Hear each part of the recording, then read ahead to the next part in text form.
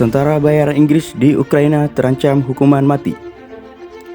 3 tersangka tentara bayaran dari Inggris dan Maroko yang bergabung dengan militer Ukraina dan kemudian ditangkap pasukan Republik Rakyat Donetsk dalam kurung DPR dapat menghadapi hukuman mati di sana.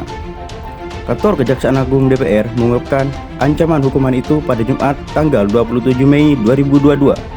Penyelidikan atas kegiatan sekelompok tentara bayaran asing yang diduga mengambil bagian dalam persiapan dan pelaksanaan permusuhan terhadap DPR telah selesai dan kasus pidana telah sepenuhnya terbentuk, ungkap juru bicara kehakiman DPR Viktor Garilov.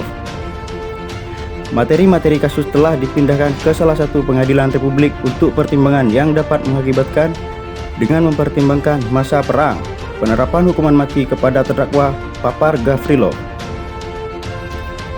Kantor Kejaksaan Agung menetapkan penyelidikan telah mengkonfirmasi warga Inggris Sean Paynter dan Andrew Hale bersama dengan warga Maroko Ibrahim Sedow terlibat dalam kejahatan berdasarkan 3 pasal kitab Undang-Undang Hukum Perdata, yaitu KUHP. Mereka didakwa melakukan kejahatan oleh sekelompok orang, perpapasan kekuasaan secara paksa atau penahanan kekuasaan secara paksa, dan mekanisme, ungkap Gavrilov. Menurut KUHP DPR, tentara bayaran yang secara internasional dianggap sebagai kejahatan dapat dihukum penjara selama 3 hingga 7 tahun dan perampasan kekuasaan secara paksa dari 12 hingga 20 tahun. Keadaan yang memberatkan atau masa perang dapat menyebabkan hukuman mati. Juru bicara militer Rusia Mayor Jenderal Igor Konashenkov mengatakan sebelumnya, hal terbaik yang bisa diharapkan tentara bayaran asing adalah jangka panjang di penjara. Paynter dan tersangka tentara bayaran Inggris lainnya, Aiden Aslin, telah meminta Perdana Menteri Inggris Boris Johnson untuk memfasilitasi pertukaran mereka dengan pemimpin oposisi Ukraina Viktor Medvedchuk yang telah ditahan pasukan Ukraina.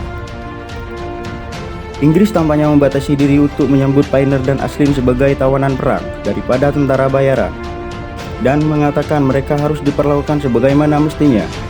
Pada awal Mei, Andrew Hale menertibkan suatu video di mana dia mengatakan setelah datang ke Ukraina, dia menyadari itu adalah neraka di sana.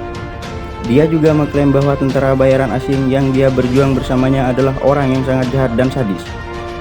Saya mengerti semuanya telah dilakukan salah dan saya berharap keringanan hukuman dari Republik Rakyat Donetsk, papar dia.